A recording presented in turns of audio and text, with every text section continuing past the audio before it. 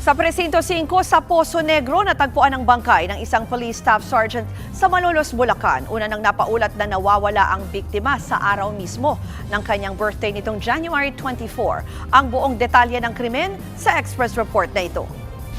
Bangkay na ng matagpuan ang pulis na ito sa isang subdivision sa Barangay Mohon sa Malolos, Bulacan. Na-recover ang bangkay mula sa septic tank.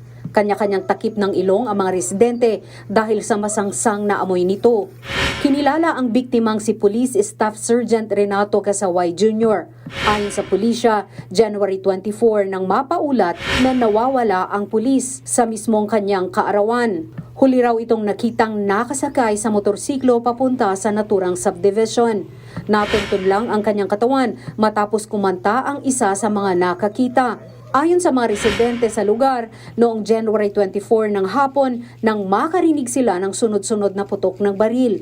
Akala raw nila na nagkakatuwaan lamang ang mga pulis na nasa loob ng compound. Naaresto na ang dalawang suspect sa krimen na hindi pa pinangalanan ng mga pulis. Patuloy na iniimbestigahan ang motibo sa krimen.